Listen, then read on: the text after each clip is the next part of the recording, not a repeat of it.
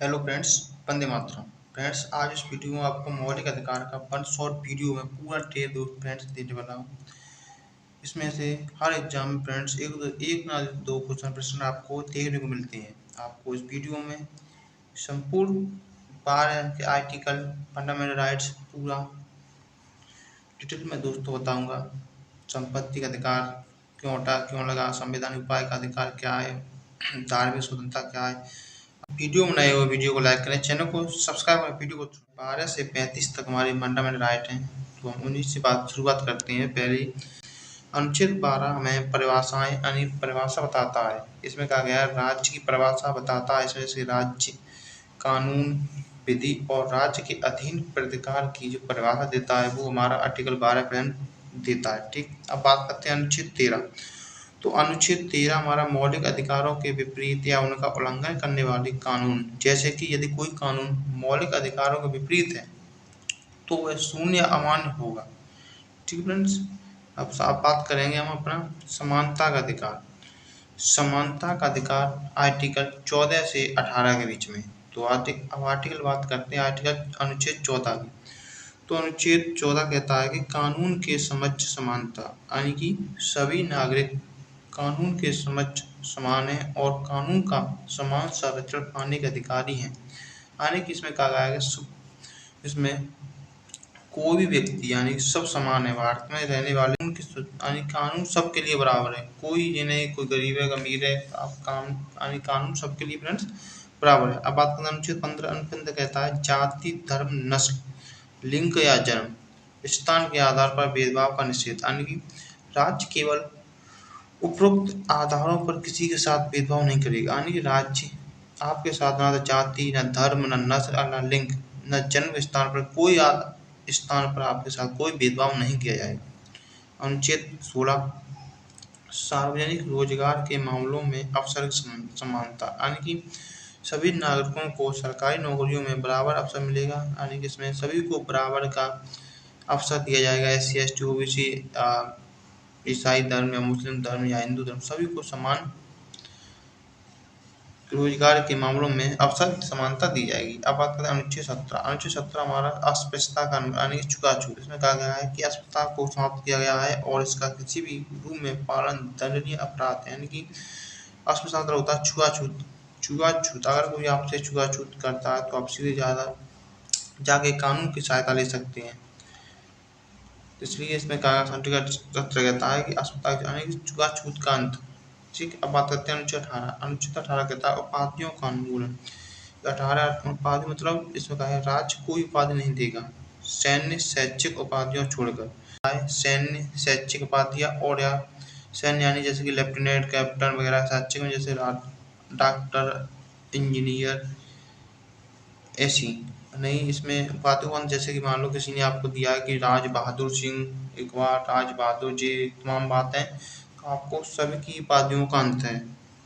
ठीक है, सिर्फ आपको भारत सरकार या राज्य सरकार आपको सैन्य की और शैक्षिक उपाधि दे सकती है। अब बात करते हैं आगे स्वतंत्रता का अधिकार। स्वतंत्रता का अधिकार यानी अनुच्छेद 19 से 22। इसमें कहा गया है कि भारतीय संविधान का भाग थर्ड है। मौलिक अधिकार में कहा गया है कि अनुच्छेद 19 में अभिव्यक्ति की स्वतंत्रता आदि से संबंधित कुछ अधिकारों का संरक्षण इसमें प्रणत किया गया है। इसमें कहा गया है कि यह अनुच्छेद नागरिकों को 6 प्रकार की स्वतंत्रता प्रदान करता है। ये स्वतंत्रताएं लोकतंत्र की नींव है, जिससे व्यक्ति अपने विचार, कार्य, विश्वास और जीवन जीने के तरीके को स्वतः व्यवस्थित कर सकता है। ठीक है, अनुच्छेद 19 कहता है इसमें आर्टिकल 19 में आपको 6 मूल अधिकार 19A यानी 19 आर्टिकल 19 का ए या ए फर्स्ट अभिव्यक्ति की स्वतंत्रता ने कहा गया है किसी भी माध्यम से अपने विचार व्यक्त करने की स्वतंत्रता है आपको। अब आर्टिकल 19 का 19 फर्स्ट का भी शांतिपूर्ण एवं निशस्त्र सभा की स्वतंत्रता है। शांतिपूर्वक और बिना हथियारों के एकत्र होने की स्वतंत्रता है आपको। आर्टिकल 19 फर्स्ट का सी, इसमें कहा गया संघ या संगठन अपनाने की स्वतंत्रता है। किसी भी संघ, संस्था, यूनियन या संगठन बनाने की स्वतंत्रता है आपको। भारत के राज्य क्षेत्र में आवागमन की स्वतंत्रता आर्टिकल 19 फर्स्ट का डी कहता है देश के किसी भी भाग में स्वतंत्र रूप से आने जाने की स्वतंत्रता आपको। आर्टिकल 19 फर्स्ट का ही कह रहा है भारत के राज्य क्षेत्र में निवास एवं बसने की स्वतंत्रता है आपको। देश के किसी भी भाग में रहने और बसने की स्वतंत्रता है। और आर्टिकल 6 कहता है 19 फर्स्ट जी कहता है किसी भी व्यवसाय व्यापार या पेशे को अपनाने की स्वतंत्रता है आपको। यानी किसी भी व्यवसाय व्यापार या पैसे को करने की स्वतंत्रता है आपको। ठीक है, अब इसमें कहा है इन स्वतंत्रताओं पर उचित प्रतिबंध भी हैं। आर्टिकल 19 का 2 से 19 का 6 इसमें कहा गया है कि जैसे राज्य की सुरक्षा, विदेशी राज्यों में मैत्री, लोक व्यवस्था, भ्रष्टाचार या सदाचार, न्यायालय की अवमानना, मानहानि, अपराध के लिए उकसावा, भारतीय संप्रभुता और अखंडता। इसमें कहा है 19 का 3 कहता है राज्य की सुरक्षा और लोक व्यवस्था। 19 का 4 कहता है राज्य की सुरक्षा, लोक व्यवस्था, भ्रष्टाचार या सदाचार। आर्टिकल 1905 आम जनता के हित में या अनुसूचित जनजातियों के हित में प्रतिबंध लगाया जा सकता है। आर्टिकल 19 का 6 आम जनता के हित में राज्य निवास के संबंध में प्रतिबंध लगा सकता है। ठीक है, इसमें कहा गया आर्टिकल 19(6) में व्यवसाय या पैसे पर उचित प्रतिबंध राज्य द्वारा लगाया जा सकता है। और इसमें महत्वपूर्ण बातें क्या है, इसमें कहा गया है यह अधिकार केवल नागरिकों को प्राप्त है, गैर नागरिकों को नहीं, यानी विदेशी को नहीं। ठीक, यह अधिकार पूर्ण नहीं है, राज्य उचित प्रतिबंध लगा सकता है। इसमें कहा गया आपातकाल अनुच्छेद 358 में केवल अनुच्छेद 19 होता ही निलंबित होता है। ठीक है, अनुच्छेद 19 लोकतांत्रिक समाज में संतुलन बनाए रखने हेतु आवश्यक है। अब बात करते हैं आर्टिकल 20। अनुच्छेद 20 कहता है कि अपराधों के लिए दोष सिद्ध के संबंध में संरक्षण की पूर्वव्यापी दंड कानून नहीं होगा। एक ही अपराध के लिए दोहरी सजा नहीं मिलेगी। यानी कि आपने पहले कोई अपराध किया है, पहले आपने मान लो कोई अपराध किया, उसकी सजा आपको मिल चुकी है, मगर अब दोबारा उसकी सजा आपको नहीं दी जाएगी। ऐसा इसमें कहा है आर्टिकल 20 में। ठीक, स्वयं के विरुद्ध साक्ष्य देने के लिए बात नहीं की जाए, यानी कि आपको स्वयं के प्रति गवाही देने का कोई वो यानी किसी कोई दबाव नहीं डाल सकता। अगर आपसे मान लो थाने पुलिस पकड़ लेगी, आपसे कहता है पक्के मैं चोर हूँ या जी आपने तुम किया है, अगर आपको लगता है ऐसा आप माँ कह सकते हो, मगर जो कोर्ट में जाओगे तो कोर्ट में व्यक्ति यानी कि मजिस्ट्रेट या कोर्ट खुद नहीं मानेगा कि कह सकता है कि आपने दवा धमका किया हो तो अलग से। इसलिए ठीक है, आर्टिकल 21 कहता है कि जीवन और व्यक्तिगत स्वतंत्रता का संरक्षण। किसी व्यक्ति को विधि द्वारा स्थापित प्रक्रिया के अनुसार ही उसके जीवन या व्यक्तिगत स्वतंत्रता में से वंचित किया जा सकता है। ठीक है, और अनुच्छेद 21 ये कहता है शिक्षा का अधिकार 6 से 14 वर्ष तक के बच्चों के लिए मुफ्त और अनिवार्य शिक्षा का अधिकार है। अनुच्छेद 22 कहता है कि कुछ मामलों में गिरफ्तारी और हिरासत में सुरक्षा, यानी गिरफ्तारी के कारण की जाने वाली जानकारी का अधिकार, वकील से परामर्श का अधिकार है आपको, 24 घंटे के भीतर आपको मजिस्ट्रेट के सामने पेश करने का अधिकार है। ठीक है, निरोधात्मक और हिरासत में विशेष प्रावधान है आपको। ठीक फ्रेंड्स, अब बात करते हैं आगे शोषण के विरुद्ध का। तो अनुच्छेद 23 कहता है कि मानव तस्करी और जल जबरन श्रम पर प्रतिबंध, यानी कि सरल अर्थ क्या है इसका, इस अनुच्छेद के तहत मानव तस्करी, बंधुआ मजदूरी और जबरन श्रम, बिना इच्छा के काम करना करवाना पर पूर्ण प्रतिबंध लगाया गया है। मुख्य बातें कहा गया है कि किसी भी व्यक्ति को उसकी इच्छा के खिलाफ काम करने के लिए मजबूर नहीं किया जा सकता। मानव तस्करी और बंधुआ मजदूरी को अवैध घोषित किया गया है। इसका उल्लंघन करना अपराध है और कानून के तहत दंडनीय है। ठीक है फ्रेंड्स, राज्य बंधुआ मजदूरी प्रथा को समाप्त करने के लिए विशेष कानून बना सकता है। ठीक, यदि किसी व्यक्ति के कर्ज के बदले काम करने के लिए मजबूर किया जाता है तो यह अनुच्छेद 23 का उल्लंघन है और वह व्यक्ति कानून के तहत शिकायत कर सकता है। उद्देश्य क्या है, हर व्यक्ति की स्वतंत्रता और गरिमा की रक्षा करना तथा शोषण और गलत प्रवृत्तियों को समाज में से समाप्त करना है।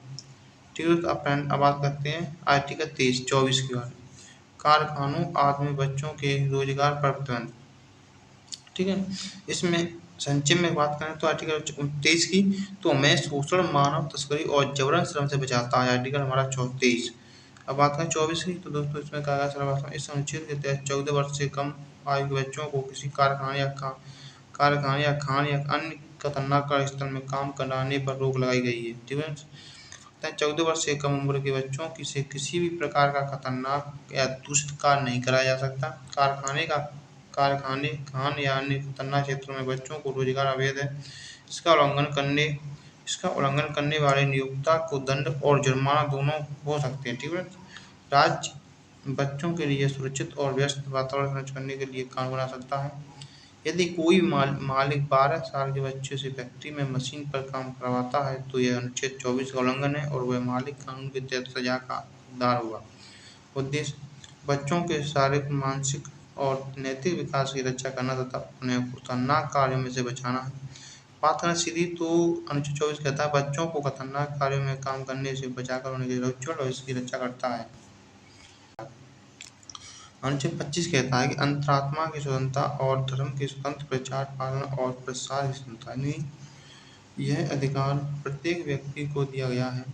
हर व्यक्ति अपनी अंतरात्मा के अनुसार किसी भी धर्म को मानने, उसका पालन करने और उसका प्रचार करने के लिए स्वतंत्र है। ठीक, यह अधिकार सार्वजनिक व्यवस्था, नैतिकता और स्वास्थ्य के अधीन है। राज्य सामाजिक सुधार और कल्याण के लिए धर्म के प्रथाओं को विनियमित कर सकता है।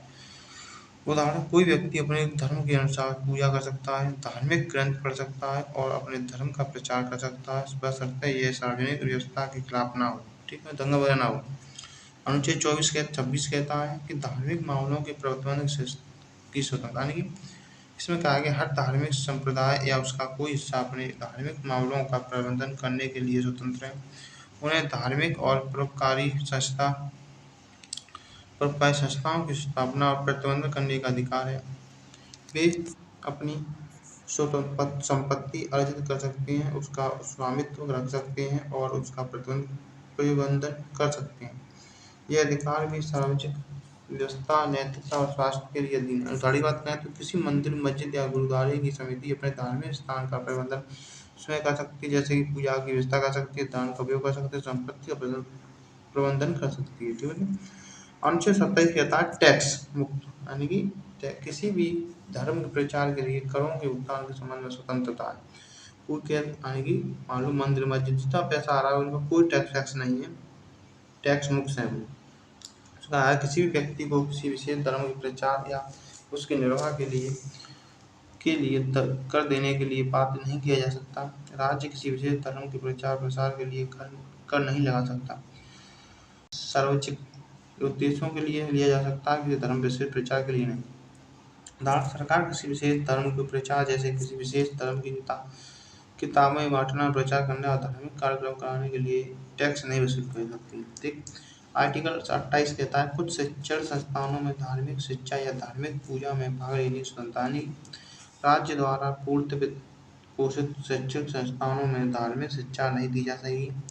राज्य द्वारा मान्यता प्राप्त या सहायता प्राप्त संस्थानों में धार्मिक शिक्षा तभी दी जा सकती है जब वहाँ के छात्रों या उनके अभिभावकों को सहमति हो। किसी भी छात्र को उसकी इच्छा के विरुद्ध धार्मिक शिक्षा लेने या धार्मिक पूजा में भाग लेने के लिए बाध्य नहीं किया जाता है। सरकारी स्कूल में धार्मिक शिक्षा नहीं दी जाएगी। यदि किसी सहायता प्राप्त स्कूल में धार्मिक शिक्षा दी जाती है तो छात्र की सहमति या अभिभावक की अनुमति अवश्य होगी। धर्म की स्वतंत्रता, व्यक्ति गरिमा और समाज की एकता अधिकार आधारशील है। ठीक है, अब बात करते हैं हम सांस्कृतिक और शैक्षिक अधिकार। आर्टिकल 29 से 34 अल्पसंख्यकों के हितों का संरक्षण, यानी कि यह अनुच्छेद भारत के नागरिकों को उनकी भाषा, लिपि और संस्कृति को संरक्षित रखने का अधिकार देता है। प्रावधान, किसी भी नागरिकों के वर्ग या समुदाय को अपनी विशिष्ट भाषा, लिपि और संस्कृति को बनाए रखने का अधिकार है। राज्य किसी भी नागरिक को धर्म, जाति, भाषा या लिपि के आधार पर शैक्षणिक संस्थाओं में प्रवेश से वंचित नहीं करेगा।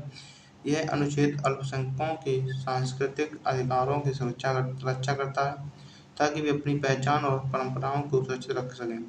किसी समुदाय को अपनी मातृभाषा में शिक्षा देने के लिए विद्यालय खोलने से नहीं रोका जा सकता। किसी भी सरकार द्वारा किसी भाषा या संस्कृति में विचलन समाप्त नहीं किया जा सकता।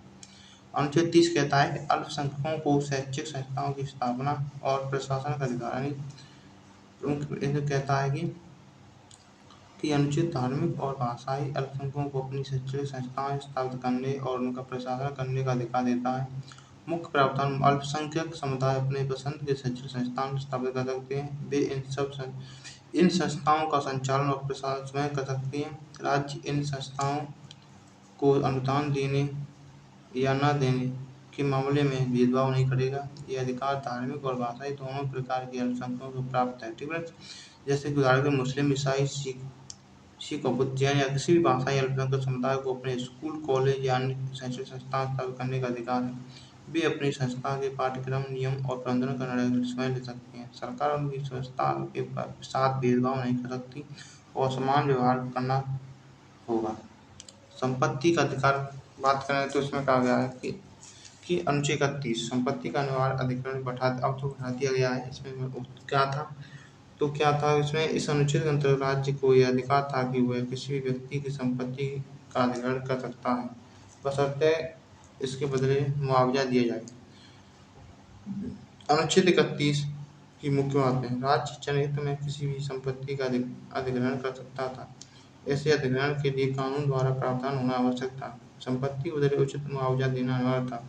यदि मुआवजा अपर्याप्त होता तो प्रभावित व्यक्ति उच्च न्यायालय में चुनौती दे सकता था। यानी कि इसमें क्या था कि अगर संपत्ति अधिकार जैसे मान लो कोई हाईवे निकल रहा है और किसी व्यक्ति की जमीन है, अगर उसे ठीक ठाक मुआवजा मिल रहा है तो ठीक है, कम मिल रहा है तो वो खुद मना कर देता मैं नहीं दूंगा, मेरे पुरों को जमीन मैं नहीं दे पाऊंगा।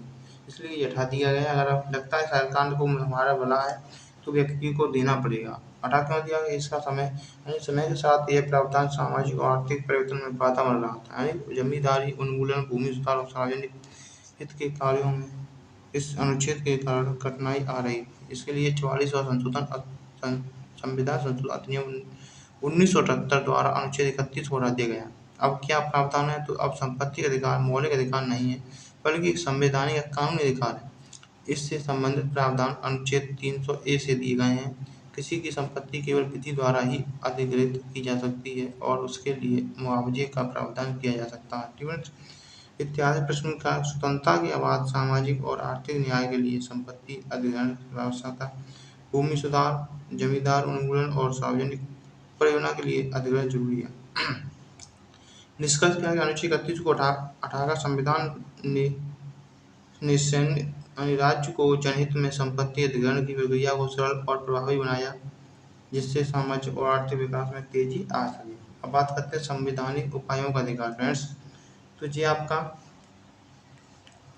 अनुच्छेद 32 क्या कहता है कि इस भाग द्वारा प्रदत्त अधिकारों के प्रवर्तन के लिए उपाय।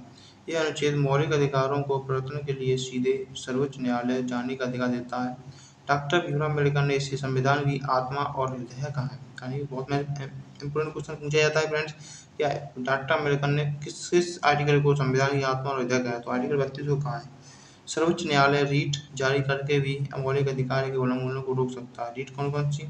देखो, प्रमुख रीट हैं आपको हेबियस कॉर्पस यानी अवैध निरोध से मुक्ति के लिए, ठीक, मोंडेमस यानी लोक अधिकारी को कर्तव्य पालन करने का अधिकार, जिसे परमादेश बोलते हैं। प्रतिष्ठान यानी निचली अदालत को अधिकार क्षेत्र से बाहर कार्य करने से रोकना। क्यू वारंटो यानी अवैध रूप से पद धारण करने वाले को उठाना। सेट्योरिटी यानी निचली अदालत के आदेश को रद्द करना। ये अधिकार केवल मौलिक अधिकारों के उल्लंघन है मामले में उपलब्ध है। ठीक है, अब बात करते हैं 5 तरह की रीट है आपको। ठीक है, बात अनुच्छेद 32 है। अनुच्छेद 32 के अंतर्गत कार्यवाही में राज्य कानूनों को संवैधानिक वैधता पर विचार नहीं किया जा सकता, इसे किया जाएगा। इसे हटा दिया गया। पहले 42वां संविधान संशोधन 1976 द्वारा जोड़ा गया था। यह प्रावधान था कि अनुच्छेद 32 के अंतर्गत दायर याचिका में किसी भी राज्य कानून की संवैधानिक वैधता पर विचार नहीं किया जाएगा। 44वें संविधान संशोधन अधिनियम 1978 द्वारा इस अनुच्छेद 32 को हटा दिया गया है। 18 जाना कारण स्थानीय न्यायिक समीक्षा की शक्ति को कमजोर करना।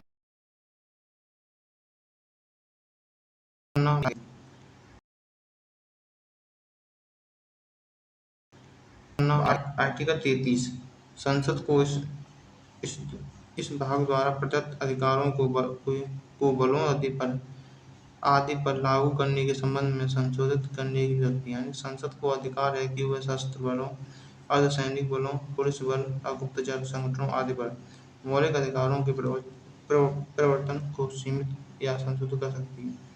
यह सीमा देश की सुरक्षा, अनुशासन और कर्तव्य के सुचारू संचालन के हित में लगाई जा सकती है। यह संशोधन केवल इन बलों तक सीमित होता है, आम नागरिकों पर लागू नहीं होता। उद्देश्य देश सुरक्षा, अनुशासन और सार्वजनिक व्यवस्था बनाए रखने हेतु विदेश विशेष बलों के लिए विशेष प्रावधान की अनुमति देता है। यानी कि सैनिक बलों को आर्टिकल्स यानी फंडामेंटल राइट से वंचित कर रखा है। फ्रेंड्स, अनुच्छेद 34 कहता है किसी भी क्षेत्र में मार्शल लॉ लागू होने के दौरान इस भाग द्वारा प्रदत्त अधिकारों को पर प्रतिबंध। यदि किसी क्षेत्र में मार्शल लॉ लागू किया जाता है तो उस क्षेत्र में मौलिक अधिकारों के प्रवर्तन पर उचित प्रतिबंध लगाया जा सकता है। यह प्रतिबंध सेना की कमान के अधीन उस क्षेत्र की परिस्थितियों और आवश्यकताओं के अनुसार होता है।